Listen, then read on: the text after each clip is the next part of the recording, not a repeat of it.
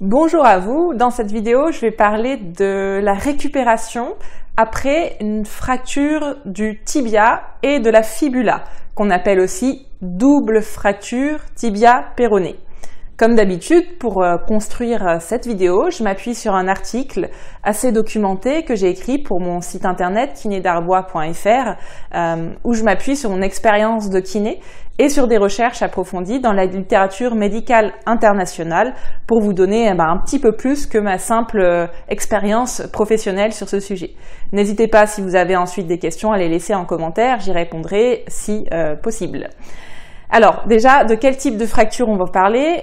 Donc le tibia et le péroné ou fibula, c'est la même chose, c'est deux mots pour désigner le même os.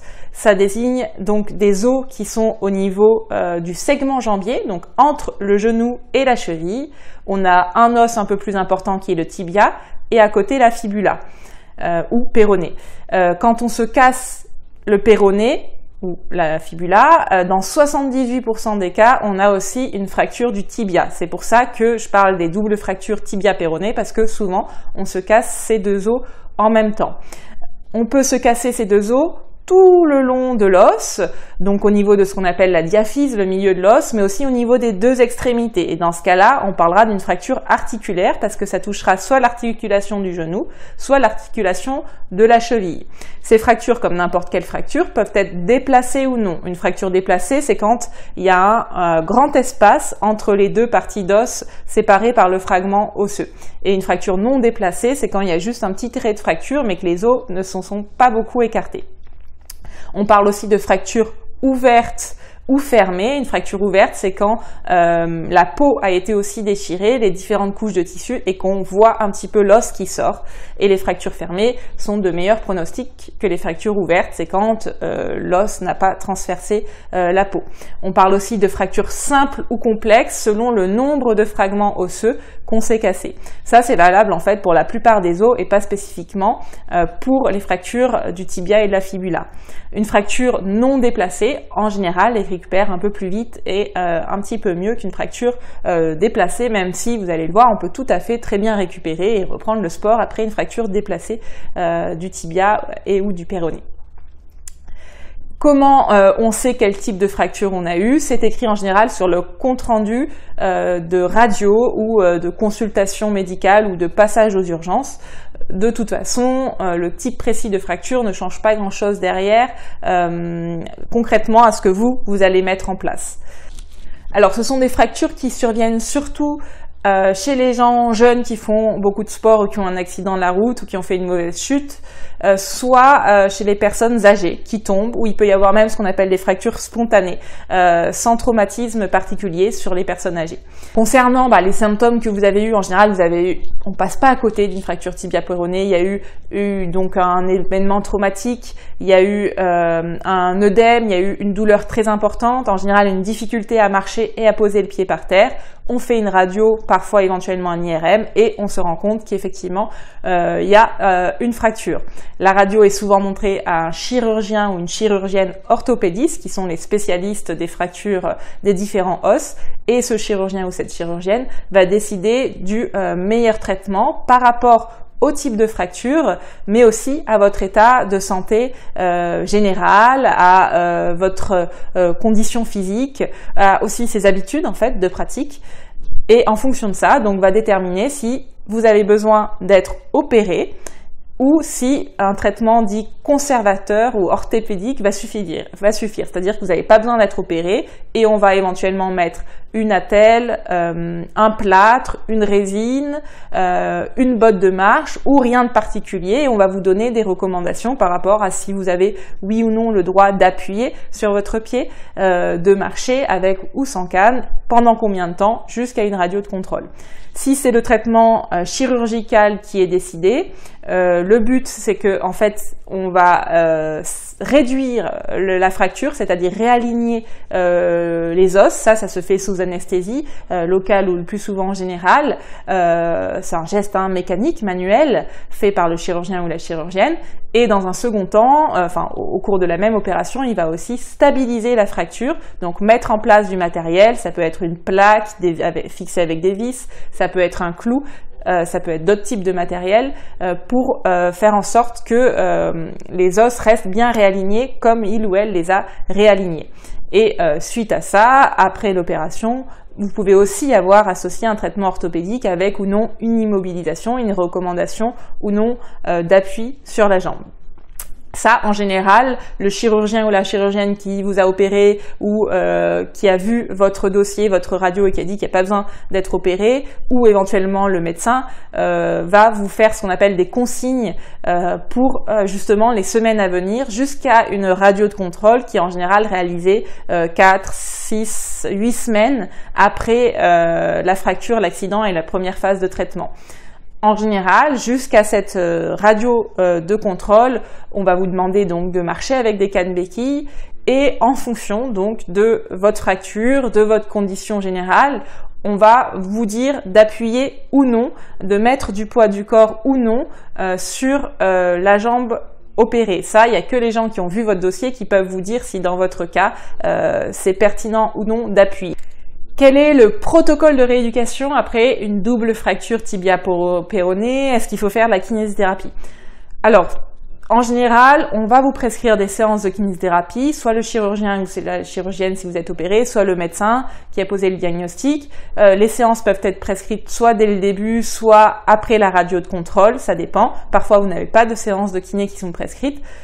Dans tous les cas, l'objectif, dès que vous avez passé ce cap du première phase de traitement, donc de un jour, quelques jours, ça va être de vous remettre en activité. Il n'y a pas, même si on aurait envie de connaître les exercices spécifiques à faire pour mieux récupérer, il n'y a pas vraiment de protocole type valable pour tout le monde. Ce qui compte, c'est le plus vite possible de retrouver un niveau d'activité physique suffisant au fil de la journée en fonction des contre-indications, des douleurs que vous avez. Par exemple, certaines personnes ne vont pas avoir le droit du tout à l'appui, par exemple parce qu'elles ont un fixateur externe et que la fracture est trop fragile. Dans ce cas-là, ça ne veut pas dire pour autant qu'elles doivent rester allongées toute la journée. On peut faire des exercices à l'aide des bras, des abdominaux, et on peut se mettre debout, se verticaliser, faire des exercices debout. On peut se déplacer avec 2 cannes béquilles sur un pied. L'idée, c'est vraiment de trouver le niveau d'activité physique entre guillemets maximal pour garder en condition physique, mais aussi encourager votre corps à mettre en place des processus de cicatrisation et de guérison naturelle qui seront d'autant meilleurs si vous restez actif. L'activité en plus permet de limiter le risque de certaines complications liées à l'immobilité après une fracture et surtout après une opération du membre inférieur. Donc pour moi, le but principal des rééducateurs ou des rééducatrices, des kinés que vous allez voir, c'est de vous aider à mettre en place des choses par vous-même quand vous êtes chez vous, plus que finalement pendant les séances de kiné qui ne durent pas très longtemps par rapport à tout le temps que vous avez autour, pour mettre en place par vous-même des choses pour rester le plus actif ou la plus active possible. Après, bien sûr, en fonction du type de fracture que vous avez eu, du traitement, vous allez avoir plus ou moins de raideur, de perte de souplesse, particulièrement au niveau de la cheville ou du genou pour certaines personnes, soit pour les plier, soit pour le tendre. Donc là, en fonction, votre kiné pourra vous donner des exercices spécifiques pour travailler ça dans différentes positions, aussi en autonomie. On pourra aussi, en tant que kiné, vous donner des conseils pour soulager vos douleurs, pour voir ce que vous pouvez faire contre l'œdème, même si le meilleur des traitements en général, ça reste l'activité, lutter contre la sédentarité et être patient. Au fil des semaines, les choses vont rentrer dans l'ordre petit à petit. Est-ce qu'il peut y avoir des séquelles, des complications? Dans l'immense majorité des cas, non. Gardez bien ça en tête. Après, certaines personnes ont ce qu'on appelle un retard de conciliation, une pseudarthrose. Ça peut être 2 à 20% des personnes, surtout chez les personnes qui ont des fractures complexes, déplacées et qui ont, on va dire, déjà des antécédents de mauvais état général, même si ça peut arriver aussi chez d'autres personnes, mais ça reste encore plus rare. Dans tous les cas, le fait d'avoir une absence de consolidation n'empêche pas forcément de reprendre les activités physiques, ne crée pas forcément des douleurs résiduelles, etc. Donc restons optimistes, dans la majorité des cas, au fil des mois, les problèmes que vous rencontrez vont s'apaiser. Quel est justement le temps de guérison, le temps d'arrêt de travail? Il y a beaucoup de questions autour de ça. Est-ce que c'est normal aussi d'avoir le pied gonflé et combien de temps il va rester gonflé? Alors oui, pour le pied gonflé, c'est tout à fait habituel. C'est lié aussi à l'immobilité, au traumatisme que vous avez eu, au phénomène d'inflammation qui se met en place pour réparer justement la zone qui est lésée. Ça peut durer quelques semaines, quelques mois, sans que ce signe isolé de gonflement soit un signe d'inquiétude en soi, si c'est pas associé à d'autres problèmes. Concernant la durée d'arrêt de travail, ça va bien sûr dépendre de votre activité professionnelle. Certaines personnes ne s'arrêtent pas, certaines s'arrêtent plusieurs mois après ce type de fracture. Et concernant le temps de guérison global, globalement, ce qu'on peut dire, c'est que les douleurs, en général, vont diminuer au fil des jours et tout au plus au fil des semaines, que vous allez arriver aussi à mieux dormir, pareil, au fil des semaines. Reprise de la marche, en général, on peut toujours marcher, mais pas forcément en appuyant, jusqu'à la radio de contrôle. Et après la radio de contrôle, autour des 1 mois et demi après la fracture, on peut reprendre la marche de manière plus accentuée. Marcher sans les béquilles, pareil, ça peut mettre 1 mois, 2 mois, 3 mois selon les personnes. La reprise du sport, bien sûr, est possible. En général, on reprend d'abord la marche sans les béquilles, les exercices de renforcement musculaire, un petit peu de course à pied tranquille sur du plat, et après on envisage d'autres sports. Donc en général, la course à pied, dans le meilleur des cas, elle est reprise 2-3 mois après la fracture, plutôt autour des 3-4 mois, et puis les autres sports, ça vient un petit peu après. En général, le vélo d'appartement sans risque de chute n'est pas contre-indiqué suite à ce type de fracture. C'est quelque chose qu'on peut assez rapidement mettre en place. Voilà, j'espère avoir fait un peu le tour des principales questions que vous posez suite à cette fracture. Si vous en avez encore, n'hésitez pas à les laisser en commentaire, j'y répondrai.